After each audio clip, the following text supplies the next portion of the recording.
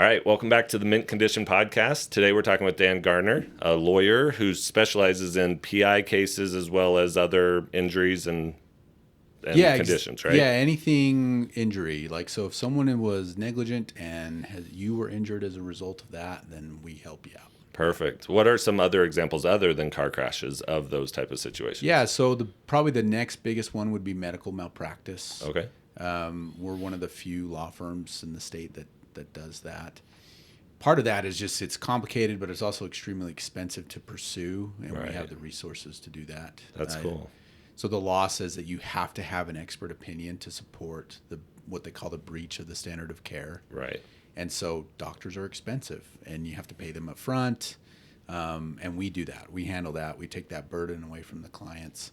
The other big one, slip and falls, and then dog bites is probably but we have, we got random stuff. So like we just finished a case where a nail gun was modified and they were doing a construction project, and the guy, he was basically he was the one doing the framing, and he modified his nail gun so it could go faster. Interesting. Yeah, and it went off and hit one of the plumbers that was working on in the eye. And that stings. So that's dealing with lifelong consequences because of that. Yeah. Eyesight, driving, depth perception. Yeah. Wow. Yeah. So bar fights? Bar fights are interesting. So anytime there is an intentional act, it's hard to get insurance involved. And so if there's no insurance, then it's hard to get money. Money, right. So then payment. It becomes, is it economically viable right. for the case? With bar fights, though, you can do what's called a negligent security claim. So like against the bar? Against the bar. Okay. Yeah. So for example, like say they have this person that's a regular and he's regularly starting fights. Right. And they know about it, but they just keep letting him in. And then, so that would be an example of something that you could probably pursue the bar over. So if there's not a financial thing, then it would just be legal, right? Like if maybe you're working with the police and the county or whatever. So yeah, I think the distinction is what you're asking is there's the criminal side and then there's the civil side. So we're civil. Okay. Criminal is the state has decided to charge someone, and then once that happens, there's no, like, even if you're the victim or someone involved in the case, you're not going to be able to tell the state, hey, I don't want you to charge this person anymore. Right. It happens a lot in like domestic violence cases, right, where the victim, the wife usually doesn't want to press charges, but the state's like, no, like the state of Utah wants to. Right. So that's a whole different ball game. Yeah, not quite the ball game you're playing in. No, I used to do a lot of criminal defense because as I was building my practice, as you sign a car accident case today, you're not getting paid on that for at the earliest 6 months. Right. Right. So I would do criminal defense, and I worked at the federal public defender's office in law school, so had a lot of experience there. And I really like the courtroom. I like going to trial. I like doing that stuff. So criminal defense, you're in court probably 10 times more often than in personal injury cases. Yeah. So occasionally I'll have a criminal defense friend say, hey, I'm doing this trial. Can you come help me with these witnesses? Be co-counsel or something like that? Yeah, and I'll just jump in and I'll handle the cross-examination and then leave. So it's actually really fun. Yeah, that's fun. You get to dabble in it, but that's cool. Keeps the skills sharp because the reality is in civil cases, majority of cases do not go to trial. Yeah. They just don't. There's a lot of risk involved on both sides. Going all the way to trial, the cost. Yeah. That makes sense. So we had a case that it was a difficult case. We had someone who had a traumatic brain injury, and we had gotten the offer up to like $250,000 or $750,000. Excuse me. So big number. Big number. Right. We felt, and the client felt, that it was worth more, but the insurance company was basically like, this is what we're going to pay. Yeah. If a jury tells us that we have to pay more, okay, but this is what we're willing to settle the case for. And this was far into litigation. We've done a mediation, we've done all the depositions, we've done expert discovery. This was far into it. And client decided not to go forward with the settlement. He actually, something weird happened where like a cousin's brother or something just graduated law school and wanted to do PI, so he actually switched from us to like his cousin. To someone who's brand new on an important case like that. Yeah. It was very risky. It was very weird. It was like, and you're just sitting there like, it's your choice, but are you sure? And we even offered to like bring this guy on and kind of do it together so that he can be a part of it. Yeah, and still like and teach him and all this stuff. And he's like, no, he believes in me and I believe in him. I'm like, we believe in you too. Like we've been spending like the last 2 years on this thing. And he ended up leaving and they went to trial and they got like $100,000. When they could have gotten $750. Yeah. Dang. Yeah. So there's just risk. There's just a lot of risk on both sides. And that's where I know the other side really well too because I used to do it. I used to do insurance defense. Okay. So I kind of know pressure points and different stages of the litigation have different pressure points. Yeah. Insurance companies really don't like to pay for experts.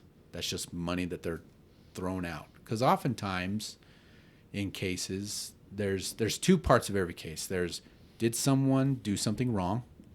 And then what harm did that wrongful act cause? Right. Those are the two parts. The first part is usually very clear. You rear end someone, the nail gun thing. Like it's very clear usually. So we're not usually fighting about that. We're fighting about what level of harm. And that's where the experts can disagree all day long. Right. You ask 7 experts the question, you'll get 7 different answers. Yep. So they know that they're going to pay something.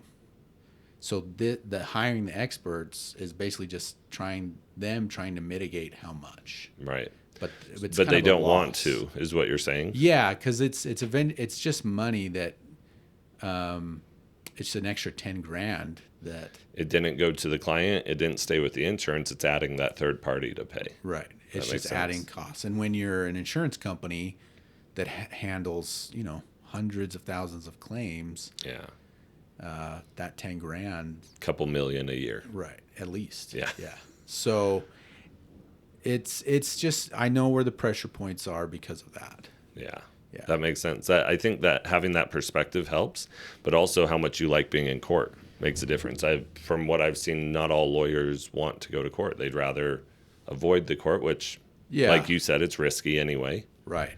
There's the personal injury field has kind of 2, I would say, theories of how a law firm should handle itself in the space. Yeah. There's kind of the theory where we have one lawyer and we have like 9 paralegals and we're going to handle everything pre-litigation.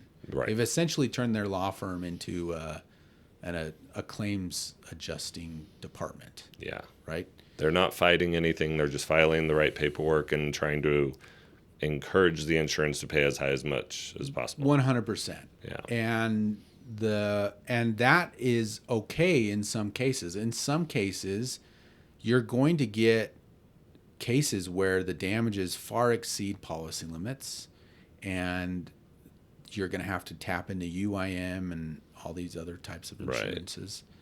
Right. And in those cases, it usually works out fine. But there's the case, I would say 30-40% of the cases where it doesn't really work out fine. Right. Where the case is really worth, $50,000. There's plenty of policy limits there, and the insurance company's offering $30,000. Right. So it's going to take some work to get it to go get up. to that what it's really worth. And some of your videos that you've put out there, you've talked about how the insurance companies know which lawyers are going to just fold, right? Yeah, so we know for a fact that Allstate has a program called Colossus, Okay. which is like That's a the great coolest name. right? I love that. Like, it's also kind of like villain, like I'm a Marvel villain, Yeah. you know, which Yeah. I kind of lean into in some of my videos. Yeah, but essentially Colossus, it keeps track of PTs, it keeps track of chiropractors, it keeps track of law firms, it keeps track of medical doctors. They know, and then they have this huge data set over the entire country of like, this person's only charging this much for an adjustment. This person's charging this much for an adjustment. So they have this huge, they have so much data. Yeah. And that's, and that 100% goes into decision making. Like Well, which law firms are going to settle, which law firms threaten to file lawsuits but never do, and then which law firms will actually file lawsuits. And so they might come prepared with slightly higher offers to somebody like you. 100%. Yeah. So I've seen it as I've grown in my career, because at the very beginning I didn't have that reputation at all. I've also grown in the way that I approach settlement demands and everything else. I now call them settlement opportunities instead of demands, right? Trying to get the adjusters. There's no reason to be that adversarial at the beginning. Right. I'm a huge honey over vinegar type person. Can we make this work together? And we figure it out, great. Right. Avoid court. Let's just get the right answer. And there's no way, and there's no real, like, you don't have to be a jerk. Right. You can stand up for yourself and not be a jerk. Yep. We've had lots of adjusters just comment on our firm, because I have 2 other lawyers that work for me too. Oh, cool. So, and it's just not acceptable at our firm to be a jerk. Yeah. So you can be firm, you can stand up for what you believe in, but you don't have to yell and call names and all this other stuff. You don't need to tear other people down to make yourself look better. Or Yes. And real people who have an argument, who have confidence in what they're fighting for. Yeah, they don't need ad that. hominem attacks at all. Yep. So it's always evolving. That's one of the core things about my law firm is that we want to continue to learn. I never want to be that law firm that's like, oh, we know what we're doing. Yeah. And we haven't learned anything new in the last 6 months. Yeah. Or decade in some Yeah. cases. you look at the studies with the doctors, especially because I think they do those studies more with the surgeons, especially. Right. Those first 7 years, they're like learning so many things and they're becoming really, really good. Yeah. And then that 7th year on, it kind of like drops off. Yep. Yeah, and I noticed that on the PT side. I've been a PT for 8 years. Yeah. Okay. And the first 7 was like learn. And now it's go work. Right. And you have to be like, wait a sec, I don't know everything. And you have to remind yourself and go and check things out and explore. And I think a lot of PTs I've been around are lifelong learners. So Right. And I don't know if MDs are different or not, but I assume we're kind of, nobody is perfect at medicine. That's why we call it practicing medicine. Yeah. And so we're all trying to get better at it. Yeah, I think that's a huge asset, that mindset. And I think it's changing since those studies have come out. I'm not trying to throw doctors in general under the bus, right? Oh, you can. But that's okay. I know. I think it's changed since those studies. I think those studies are probably like 20 years old now. But I think there's been more of an emphasis. And the science has changed. Just since me, I've been an attorney a little over a decade now. Okay. And the science with especially traumatic brain injuries has just exploded. It's completely, when I was first starting my career, there was like one game in town. Yeah. And they were super expensive, and the defense loved us using them because they had a playbook. Yep. And it was effective. Yeah. now there's so many options, and there's and a lot of different approaches. If what you're Yes. doing for your Yeah. TBI or concussion of any kind of brain injury isn't working, let's find somebody else. right. Yeah. Whether it's physical therapy, I know there's some chiropractors, they do hyperbaric chambers. Yep. And there's functional neurologists, Right. which we've had on with Yeah, the podcast. we were actually just talking about that before him being on the podcast. Yeah, really cool stuff that opens up your mind to, and I think that shows good clinicians compared to bad ones. Is For sure. we're not just cookie cutter anymore. Right. Is this working? And really assessing it's not working. Let's change. It's still not working. Let's get you to someone else. Yeah. And makes a big difference. Yeah. Yeah. It's important. It's important to have an open mind. I think that's where you guys come in too. Chiropractors for a long time have kind of had a stranglehold in the car accident Right. game. But in my view, the more providers the more eyeballs and more different modalities that we use to help our clients, the better. Yeah. 'Cause then you can have a really good foundation of, we're doing the chiropractic and that's great, but we also need to do the PT and strengthen the muscle and Right. get the ligament where it needs to be. Well, and you get more opinions. Right. You get the doctor, the PT, the chiro all saying the same thing. It can help strengthen the case. Yeah. And then also, let's get people better. Because Right. if Yeah. you're just working with PT for 9 months, we're Yeah. clearly missing something. Yeah. If you're working with chiropractor for 9 months, you're probably missing something. Right. And if you work with the chiro and you're better in 2 months and you're back to work and you're paying 0 out of 10, Great. maybe that's all you needed. Yeah. Right. Yeah.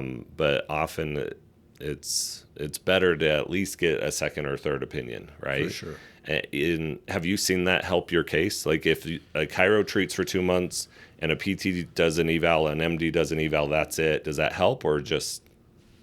100%. So again, this is where I think our firm's a little unique. So I tell my clients, don't worry about the bills. I'm going to get them. I'm Yeah. going to get the bills. There's nothing on the liability side that worries me. Right. So I'm going to get your bills paid, and I'm going to get more than that. Yeah. And I'm not even going to have to ask your PT or your chiro to reduce his bills because I'm going to fight for him because I believe in that. I know that they needed this care and Right. it made a difference. There's no reason on the back, and that's what happens with, I'll call them mills, on the back end. The case settles, and the attorney's looking at it going, oh, well, there's no money for you, so we got to go get it from your chiro, from your chiropractic, PT. from your PT, Yeah. and I'll reduce my bill a little bit, and that's how they make it work. Instead of just making a better case and getting more. That's and cool. at the end of the day, they're like, well, can you, they always use the word guarantee, and that's very loaded. Yeah. In the legal space, it's like, well, I can't guarantee it. I can't ethically. Right. I'm confident that we can do it. Yeah. There's nothing in here that makes me think that I won't be able to. So for my perspective, I would love if every case that was a car accident had a chiropractor, a PT, an MD, and an MRI. I'd be like, yeah, that would be excellent Perfect. for me because we're hitting all the parts of the case that the insurance company wants. Yeah. At the end of the day, I need to know the audience. That's who I'm talking to. Yeah. At the very beginning of the case, I'm talking to an insurance company. Right. They, and I love chiropractors. I think they do good work. I go to chiropractors all the time. I believe in what they do. Insurance companies still view them as less, I don't know what the word I'm looking for, but they don't treat them the same as a medical doctor. Right. A medical doctor bills something and they're just, okay, we'll pay it. Right. If a chiropractor bills something, there's a suspicion there. Yeah. I'll say. Suspicion's I'll say a it that good way. word. Yeah. Which I completely disagree with, but if you have the chiropractor doing the bill and then you have that supported by the PT and then you have that supported by the MD and then you have an MRI that's they don't know. I've never had an insurance company be like, that MRI wasn't justified. Right. I haven't had it, never, Yeah. knock on wood. What what would you tell other chiropractors and PTs when it comes to imaging who maybe they're hesitant to order it. So there's a couple things that I feel like goes into that whether or not to do the MRI. One is PIP. They're worried about PIP.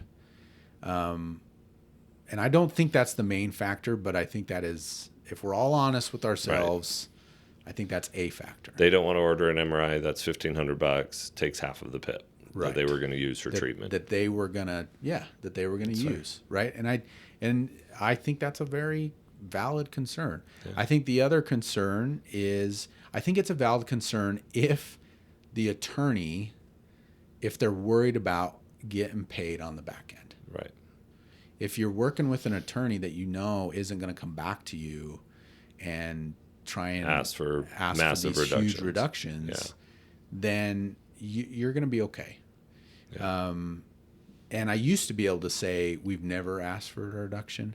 I can't say that anymore. There's been some cases where liability's like, ooh, yeah, that might, and then limits, there's problems with limits and everything like that. But I would say 98% of our cases, we don't do that. Yeah. We don't ask for reductions. And I don't think reductions are the end of the world either, right? Like you're trying to do what's right for the client and the patient. And I think the providers understand that too. Yeah. And I'm not, I just don't like it being a standard rate. Yes. Like that is just every day. Yeah. We're asking for reductions. Yeah. I don't like that. It's way worse out in other states. Nevada, California. So talking in Florida, I had this case where it was like chiro and some injections, and it was like $200,000 yes. Wow. In bills. And I'm like, okay, what happened? Am I missing the code? Is the code wrong? Yeah. So we call them up because we have a pretty good offer on the table. And I call him like, there's no way that what's going on? And he's like, oh, we'll reduce to like 20 grand. And I'm like, what? And he's like, yeah, man, we're just playing the game. I'm like, they're just padding the offer. And I'm like, okay, Florida, like you do you, but wow. That was weird. Yeah. It was a weird situation. And it was a referral from a Florida attorney. And I'm calling him and I'm like, hey, what's going on? And he's like, oh, don't worry about that.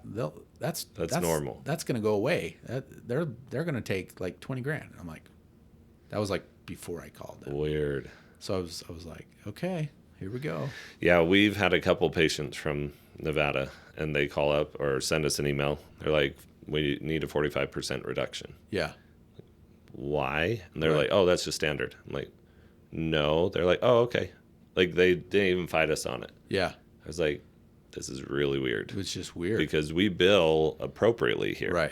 Whereas PTs maybe in Nevada are billing twice as much as us because they're expecting that. So this is what I will say. Utah, the more exposure I have to other states, because I am trying to network with other attorneys in other states so that they can send, and vice versa. Right. Utah has a good thing going.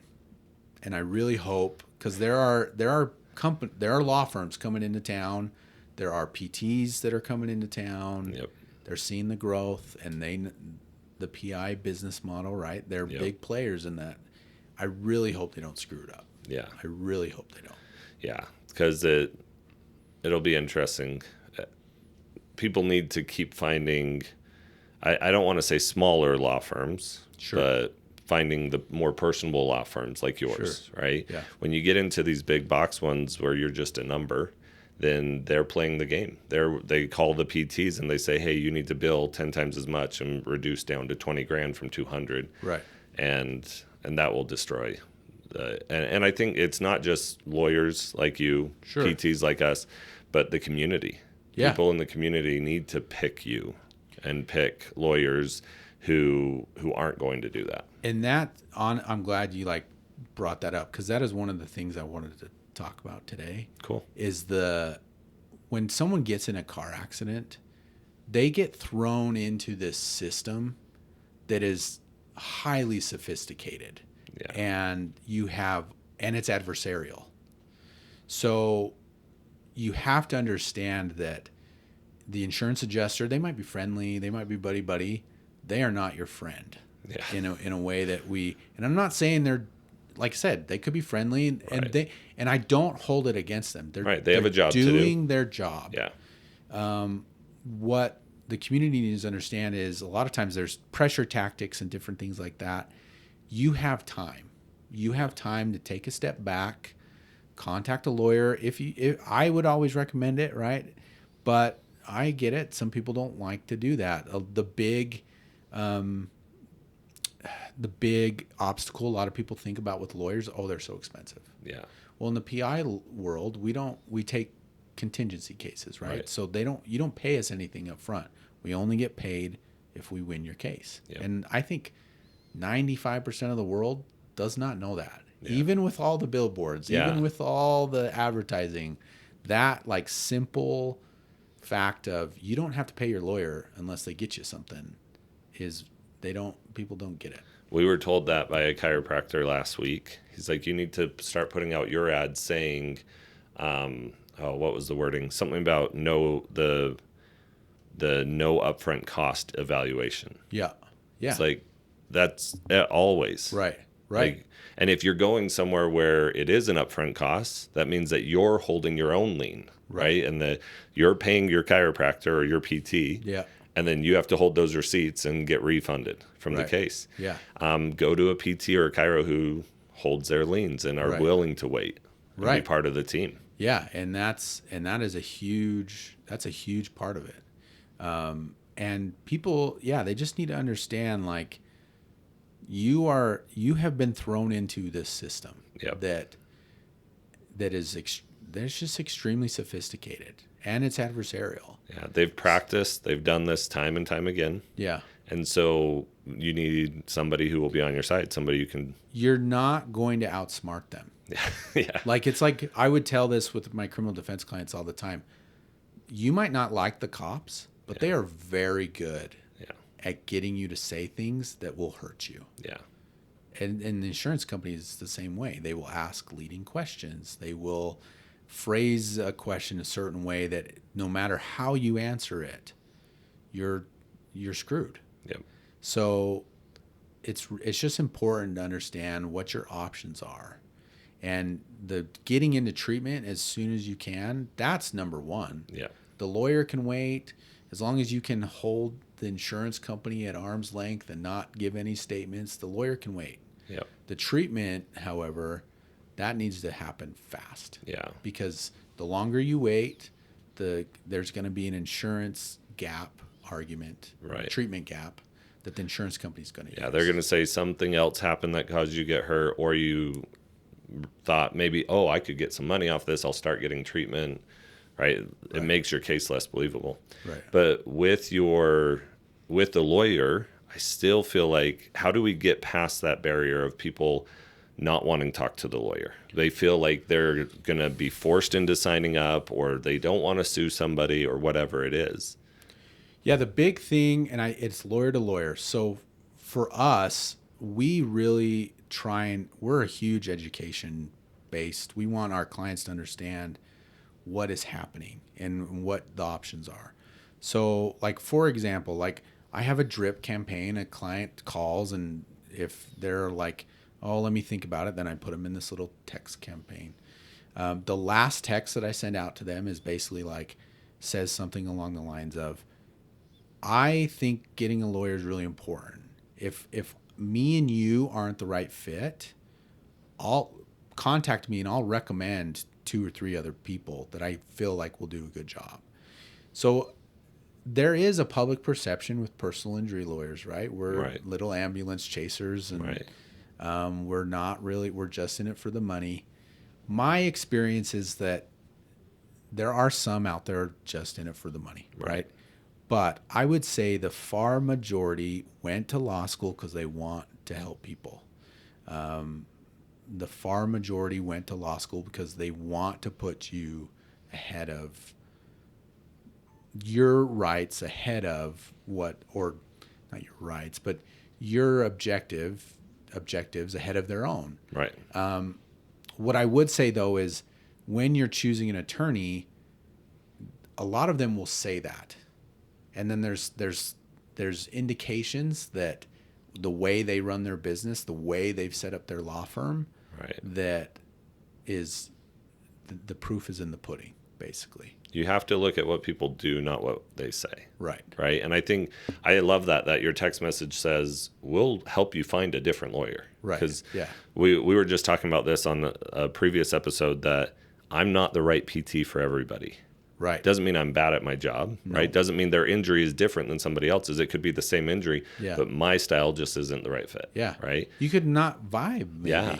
Right. Like, they just and don't like tall, bald guys. they, they really hate golfers. Yeah, right. Like anyone who likes golf, it triggers them because of a boyfriend that they had Right. 10 years ago. Who Yeah. knows? And that's totally fine. And Yeah. you've got to, people need to know that you get to choose. And Sure. don't let the fear of having to choose hold you back from ever getting a lawyer. Right. Or don't feel like you're stuck at a PT or a chiro. You don't like that chiropractor, find a different one. You don't Yeah. like that PT, find a different one. And we'll even help you find a different one. Yeah, and if you don't like say you signed up with a lawyer and you're like, I can never get a hold of this guy, like this is really frustrating. Yeah. You have a right to switch. Now there might be consequences to that decision where they might have a lien, like they've done costs or they have gotten an offer, maybe it's not a lot, but they would get credit for the work that they've done, and that's fair, right? But you always have that option to switch, and you have the right to take your time and to get better. At the end of the day, I think it's just a lot of and that's why I say they've been thrown into the system, because all of a sudden they're in pain. They might not be able to work. They're getting calls 10 times a day. Yep.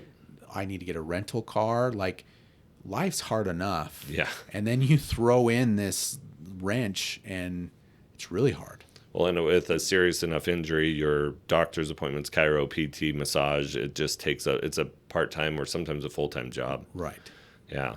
What type of questions should they be asking their lawyers? Because they're going to call you. You do a free consultation, right? 100%. Yeah. What should they be asking you? Yeah, I think a big question to ask. Well, first of all, a lot of times you won't even talk to an attorney. So if you're actually talking to an attorney during the consultation, That's a good sign? that's a good sign. Okay. That's a green flag. Then I think the next big thing is you want to ask them about how many cases they have. So Like active cases right now? active cases. Okay. Yep. That is a big indicator. That's one of those things where it's like, okay, are you a claims department or are you a law firm?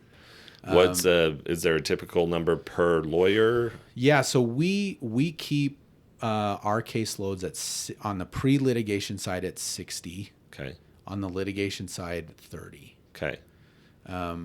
So, and that's low. That's really low. So you feel comfortable they can call other lawyers and say, what is your caseload? And you feel Oh, I almost can guarantee I'd be the lowest. cool. Almost guarantee. Yeah. Pretty confident. And because a lot of them, there's one lawyer and then there's 9 paralegals. Yeah. So that's something I would ask. Ask them, when was the last time you filed a lawsuit? I used to say, ask them when was the last time you went to trial. Yeah. And yes, that's a good indicator, but like I don't think I'm going to go to trial this year. I thought I was, but then like schedules happened and I'm probably going to have 2 at the beginning of next year. Right. So it's important to be like, when was the last time you did a deposition? When was the last time you did expert discovery? So those are different stages of a case that indicate at least they're filing lawsuits. Are they willing to actually fight on this instead of, what did you call it, a claims department or Yeah, like so adjuster? on the insurance side, there's the adjusters and Right. they just handle all these claims. Right. And then on the reverse side of that, the plaintiffs, where they just settle the cases pre-litigation, Yeah. it's the same thing. Same it's just thing. the other side of the coin. So that is I think a good question to ask. Yeah. I think all those are really good questions. What would be the number one indication where you would say, hey, you don't need a lawyer on this, do this on your own? That's a tough one. I think the injuries would largely dictate that. Okay. So more minor injuries, maybe it's like you don't need a lawyer, just get some care, use your PIP. Yes, and then the reverse of that is if your injuries are way severe and the other person has very limited limits. Right. That one I hesitate at because there's ways to set up a case where even if their limits are low, you might be able to, what I call, you can exceed the limits. Basically, Right. It's like a bad faith type argument. Right. There's ways to set that up. So, and it's very particular. So it really depends on the situation. 100%. Okay. Yeah.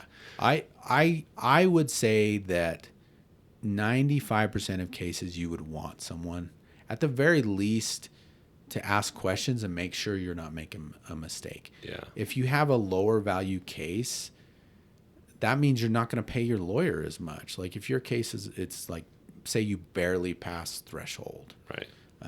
Even in those cases, we're going to get you an offer around $10,000.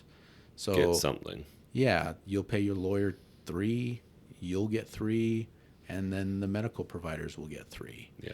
So that's a good rule of thumb, is that kind of third Right. in your pocket, third to the providers, and a third to the lawyers. Yeah, I think everybody should be calling a lawyer. Everybody, because they're worried. I call you and you set a timer, and then at the end you'll be like, "Hey, I'll send you a $500 bill." Like, Yeah. right? Yeah, and like- and like your divorce lawyer, that's what happens. Yeah, 90 all the other lawyers, that's what happens. Yep. PI is unique that way. yeah. Where- We had a business lawyer, and he would round up. So, yeah, I'm 15-minute call, billed us for an hour. Oh, Huh? Weird. Yeah, that's interesting. Yeah, I I was understand. not a fan of that. 15-minute. He probably should have done a 0.3, Right. which is 18 minutes. So Yeah. when I did, because I used to do hourly billing Okay. at the insurance defense firm, and you divide an hour basically by 10, Okay. and so every 6 minutes. That's probably what he should have been. That's what he should have done. Yeah. I would still work with him if he Yeah. did better at that. Yeah. Yeah. But I think that's what people are afraid of. I don't want to call you and then you're going to send me a bill in the mail, or you're going to talk circles around me and convince me whatever. The other part is people are worried that how much money is there and you're going to take a third of it, right? Yeah. And that I completely understand the hesitation there. I would say 99.9% of attorneys that are doing personal injury law will not charge you. They'll work on contingency. Yeah. And if they are charging you, maybe find a different one.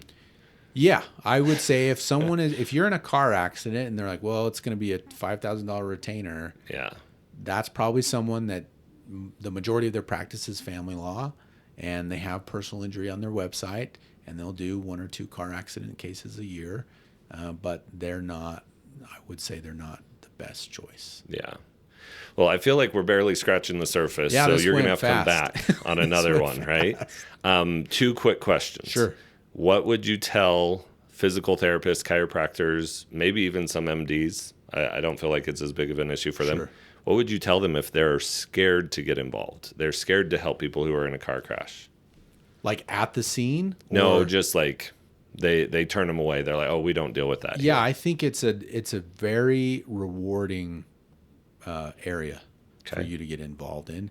It's also a community that is pretty tight knit, and we like to help each other out, and we understand the system that again they've been thrown into, and it's kind of us versus the 800-pound gorilla, Right. You know. So if you like standing up for the little guy and going to battle a little bit every day, and let the lawyer do most of the fighting, but it's important on your side too to have The right documentation and being willing to get Yeah. deposed every Yeah. once in a while. I think a lot of people are worried about that, but I would say it's rewarding and it's worth it. Yeah, that was my biggest fear starting, was getting deposed, going to court, something like that, and it was just really scary. But I think it's just like anything. If you're going to go run a marathon, that's scary. That's a Sure. long distance. Go Yeah. run a half mile. Yep. And that's all it is. Get involved, get one case. The lawyer's got your back, going to help you prepare for depositions, whatever. Yep. But just get involved and help. I've been doing this for several years now. Haven't been deposed. Yeah, I was gonna say it's rare. Yeah. And part of that is to the sophistication that is on the one side, both sides. Yeah. There's so much data now about verdicts and what Yep. cases more or less what they're worth. Yep. Based on injuries and different things, that it's, if a case goes to trial, usually someone's being unreasonable, and 98% of the time it's the insurance company. Right. Yeah. But, Well, and just get started on it, because with practice, we get better at this. We get more comfortable talking about these things. And I'm 100% okay to be an expert witness. I'm ready to be deposed. When in the beginning, that was scary for me. Well, and that's one thing I would say is you're going to be asked questions on something you're an expert in. Yeah. It's not, so you're going to be very comfortable, more comfortable than I think most people would realize in that chair, Yep. because they're basically going to be asking you, okay, why did you do this treatment? Yep. Those are the majority of those questions. Yeah. That's what they're going to be. Yeah. So I think any PT, any chiro, and everyone that I've talked to, they like talking about that stuff, right? They like talking about it's why they chose what they want to do. Yeah. And so when you're in a deposition, if you take the perspective of, I'm just going to educate this person, they might have some tough questions, but I get to control what comes out of my mouth. Yeah, exactly. And I'm just going to educate the other side. Yeah. I really like that perspective. Yeah. I think it helps a lot for people.